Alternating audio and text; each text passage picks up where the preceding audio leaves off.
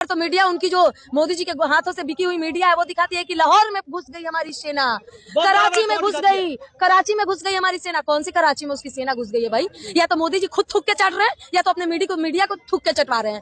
अब भाई मीडिया को ऐसा क्या मोदी जी देते हैं कि मीडिया दिन रात वो दिखाती है जो खुद भाजपा को नहीं पता होता है। माफी मांग ली कौन सी? क्यों आपने झूठा क्यों दिखाया कि हमारी सेना कराची के अंदर है?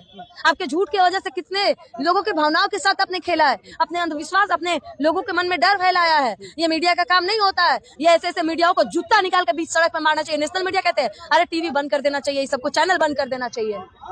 क्या कुछ कहिएगा जिस तरीके से मोदी जी कहा दिया ऑपरेशन सिंदूर अभी खत्म नहीं हुआ है, समय आने पे फिर से निकल जाएगा। मोदी जी सिंदूर के नाम पे वो खेल रहा है व्यक्ति जो अपनी बीवी का सिंदूर का रक्षा नहीं कर पाया। हम लोग बहुत खुश थे, हमेशा मोदी का बुराई करने वाला इंसान, मैंने भी उसका साथ दिया था, लेकिन ये नहीं पता था कि इतना ये गिरा हुआ नीच और ये मतलब पीठ दिखाकर भागने वाला प्रधानमंत्री होगा। ये भागा पीठ दिखाकर, किससे पूछ के भागा? जब हिंदुस्तान का बच्चा लड़ने और शहीद होने के लिए तैयार था तो उसको पीठ दिखाकर भागने की जरूरत नहीं थी। जितने भी दर्शक है, हमने कई बार आप लोग से बात किया, यहाँ जितने दर्शक, कई लोग अब इस बात से खुश थे किसी बहाने पीओके भारत का हिस्सा बन जाएगा। आप तो इस्लामाबाद में झंडा फहराने की बात कर रहे थे। खुश थे, हम तो तैयार थे भाई, मोदी जी के साथ जाने के लिए तैयार थे, लेकिन वो व्यक्ति पीछे किससे पूछ के हटा।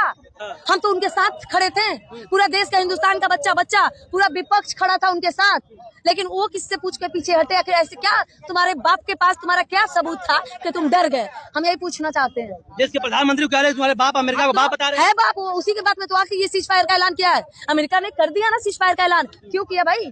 मोदी जी खुद भी तो कर सकता था, आखिर अमेरिका ने ही क्यों किया? बीच में क्यों आया? वो तो बाप ही है ना भाई मोदी का, अपने बाप को बैठा कर, बिल्कुल बाप को बैठा के रखा है उसने।